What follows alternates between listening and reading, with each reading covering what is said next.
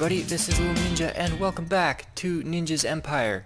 In the last episode we built this Blaze XP grinder and I just want to go ahead and get it finished in the beginning of this episode, because if I don't, it's going to be one of those projects that just gets pushed off and never actually finished. And it does need to be finished, because if I'm standing here whacking at blazes and a ghast fires at me and breaks a bunch of this glass, it could be pretty bad.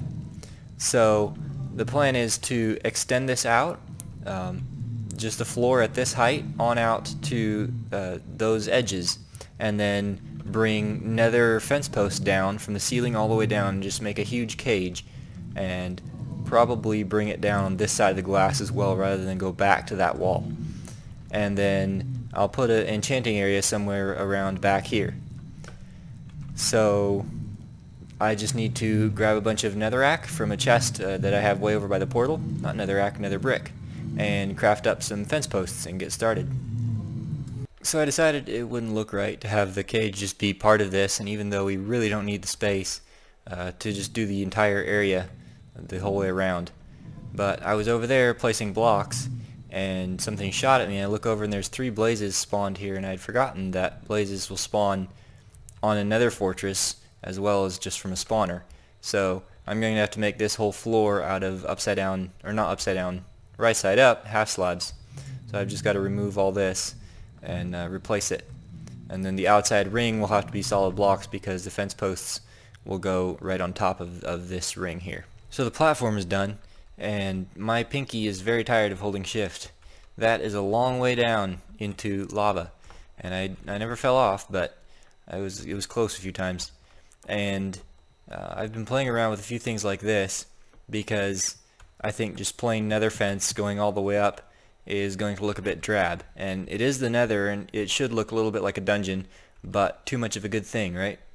So as I build, I'll keep experimenting with different things. I like this, except for the fact that you can walk through this gap, and I'm betting that ghasts can see you through that. So I might actually do lava lighting like that, just spaced out here and there around the outside of the cage. But I'll go ahead and start building this and play around with a few more designs and find something that I like. I found it. It's nice and simple, it provides a good contrast, and it'll just go the whole way around, and the birch wood will go through here, and then there will probably be one the same height from the ceiling as well. And I seriously underestimated the amount of fence posts I would need, so I'm going to have to get a bunch more nether brick. And probably what I'll do is grab a bunch of pickaxes and mine this down, and also that all the way back to the wall, and then I'll make a sloping bridge with an entrance here. So yeah, that's a lot of grindy work. I best get started. Well, I have done a lot of grinding, and I cleared all that back and ground that back as well, all the way back to that pillar. And I was about to make the entrance over here, and then I remembered that the tunnel that we're going to make eventually actually has to go that way 100 blocks and down a few blocks. So I just dug a small tunnel and put a path in, and this is where it goes, just over that way, and then turns a corner and goes straight back to the nether portal. And this is the height the nether portal is on. And I built the cage, the entire thing, and it's looking just a little bit drab. I think what I might do is put some pillars in every so often of solid blocks, like maybe just, you know, a little distance from the corner, on each corner, here and here, and then over there and there as well, and just break up the big solid cage. But I really like this look, the way that you can kind of see out, but obviously ghast can't see through the fence posts, so it works great. And so the next thing I need to do is just close in this tunnel and make it so that we can go back and forth and nothing can see us on our way to and from the spawner. So I just put a couple of the pillars in, and already it looks much better. It has a much more structured feel to it. And the one last thing that this place needs is an enchanting area. So if we set it down in the floor like that, we can just run over these, and then this place could use some more decoration as well, but that can wait for later till we have more resources and luxury time, so to speak. And now I'm just going to do the tunnel. What I'm probably going to do is put half slabs down so that nothing can spawn on the inside, and then just do like a netherrack, ugly, like 1 wide by 2.5 tall tunnel that just goes the whole way over there. And probably eventually we'll put some kind of fancy tunnel in and decorate it and do a minecart system and stuff like that, but that can wait for now. So I'm just going to go ahead and do the whole thing in one go, and then that will be this area done, and we can go back to the overworld and start work on the villager breeder. And by villager breeder, of course, I mean the villager trading center. But is that not the most beautiful thing you've ever seen? No, this tunnel is hideous, but it's just here for function currently, and not for decoration. I could have made it nice, but here's the thing. It is over 300 blocks long, and to do all the resource gathering and come up with a design and then build it would have taken so long that it would have taken up the whole episode, basically. So, and that wouldn't have made very fun watching. So I put the rest of the pillars in here, and the tunnel is now complete all the way over to the portal, and I also boxed in the portal. So now absolutely nothing can spawn in here or in the tunnel all the way over to the portal. So now we can just sit here and farm blazes in peace to our heart's content. So back to the overworld once again. And here we are. So in between clips I did just a small enchanting session and a spot of branch mining, and I got all this with a fortune pick, of course. This lapis, ton of lapis, and a bunch of redstone and 41 diamonds in about 20 minutes. So that's awesome. And the next thing I want to do is start work on the villager trading center. And I've already worked out the design in a creative world, and the trading booths are going to wrap around this whole room, and where the torches are is where each villager is going to go. But I want the floor level here, so I'm going to have to dig down 1 layer, and the floor is probably going to be sandstone, and then also these walls will have to move out 1 block, and then I'll build the walls and the floor, and then we can start work on the individual booths. Smooth sandstone, that is a lot of smooth sandstone.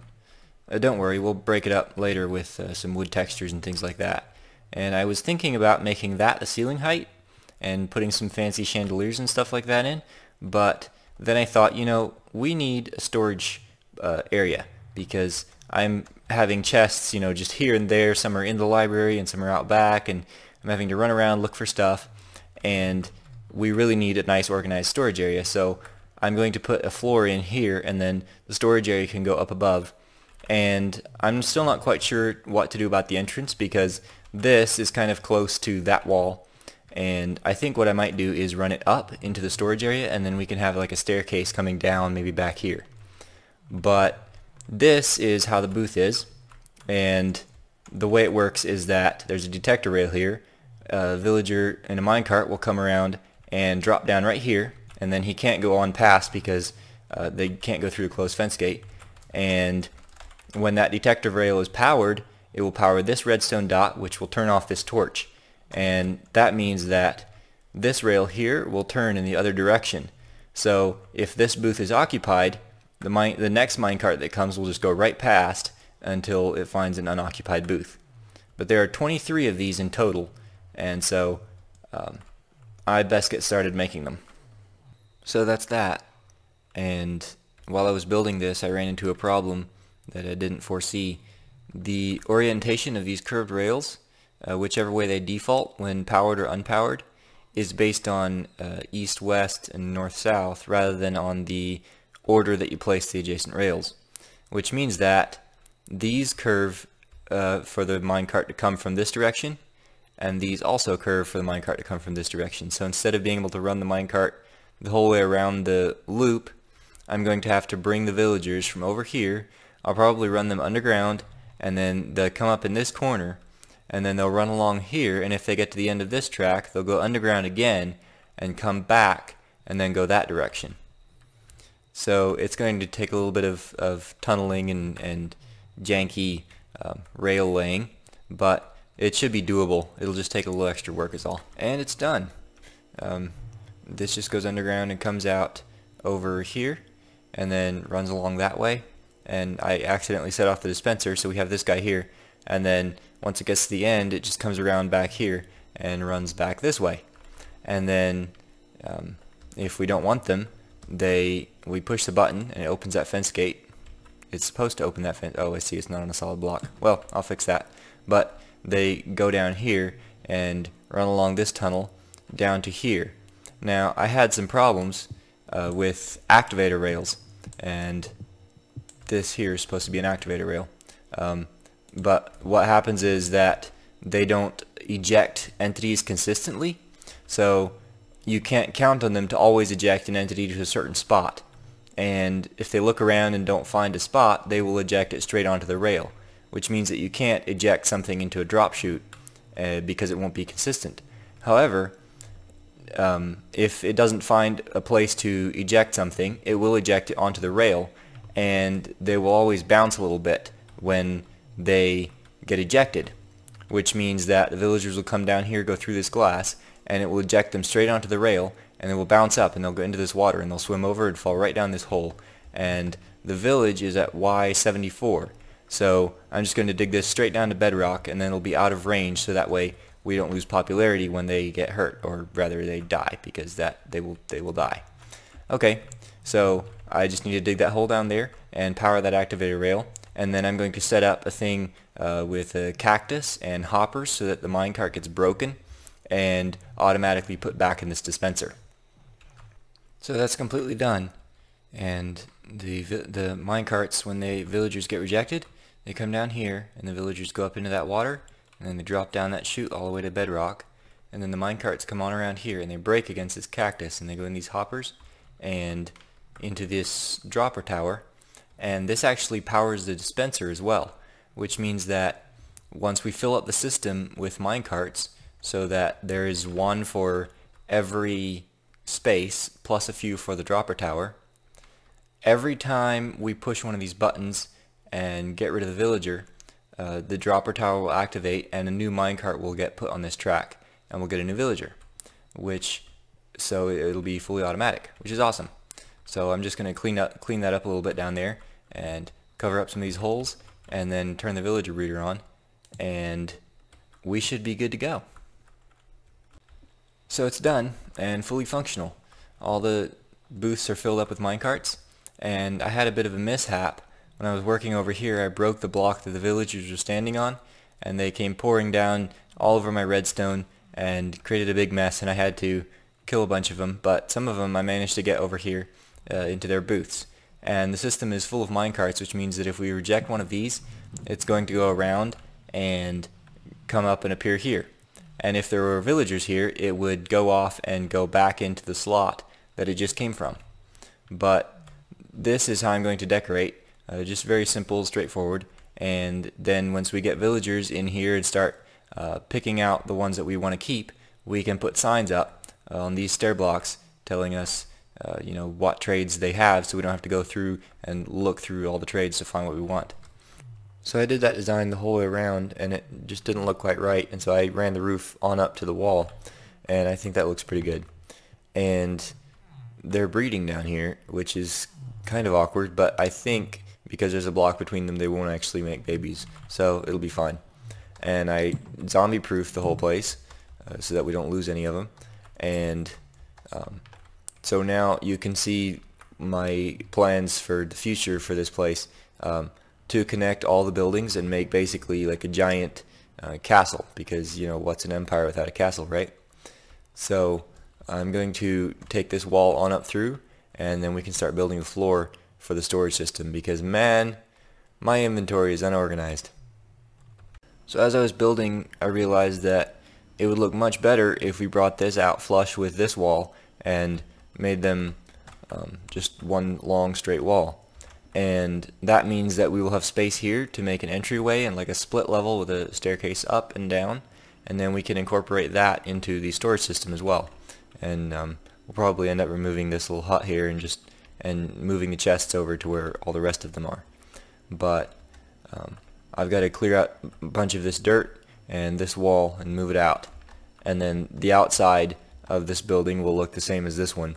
Um, Obviously it's the same building, I guess, just the spruce log pillars and then the sandstone in between. So I've been doing a bit of work here. I took away this wall and built the wall around up high, and my process is that I just kind of so like I took away a bunch of this dirt, and then I was like, you know what, this would work to have a split level and have an entryway here, and then we go up here and go around to that side of the storage area, and this is the floor height, and then down there with maybe like a curved stairway into the trading center, and then up here to the other side of the storage area.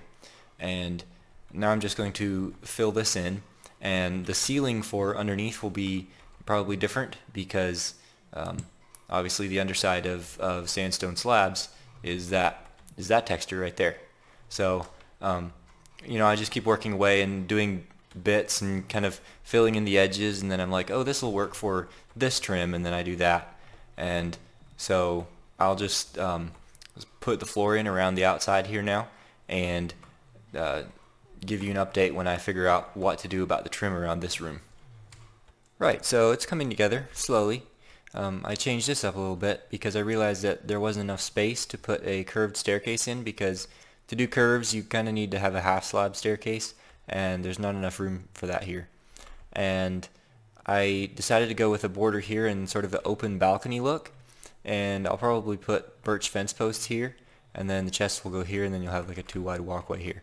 And the storage system isn't going to be automated. I'll just sort everything manually. That's just the way I like to do it, really. And I'm kind of struggling here because the problem is there's lava under these blocks for the iron farm, which means that we can't bring wood too close to that, and so I can't continue this trim going around. So I'll have to figure out some other way to use non-flammable blocks and tie that into the rest of the structure. But I think it's pretty much ready to start putting chests in. What I might do is do dividers like this, just to sort of break it up a little bit, and obviously these would have to be back so that you'd have a wide enough space here. But I'll keep playing around and let you know what I've decided on this here when I decide it, because I actually have no idea what I'm going to do yet. And I still have no idea what I'm going to do with that thing. But for now I think I'm just going to leave it like it is, and maybe in the future I can figure out something to do with it. But I just closed the balcony in over there, and I added all these fence posts, and I really like how they go with the spruce logs and the dark oak wood. I think it looks really good. And this is what it looks like from the bottom, with the 2 dark oak stair trim and then the single band of smooth sandstone running around. I really like that look as well. And all that smooth sandstone we had in the beginning, yeah, it's all gone. You can just see a little bit through the holes here and there, and this one wall. But I'm not too worried about that. It's pretty cheap. And now there's still a lot left to do in this project. We have to do a ceiling. We have to put in all the chests and figure out where all the items go. And I want to hide this redstone wire and put a lamp indicator in so that you can tell whether a light is on or off, whether the villager breeder is running, rather than having to come back here and see whether the villager is at the top or bottom. But all of that is going to have to wait for later, because I am all out of time for today. So thank you for watching. I hope you enjoyed it, and I will see you in the next one.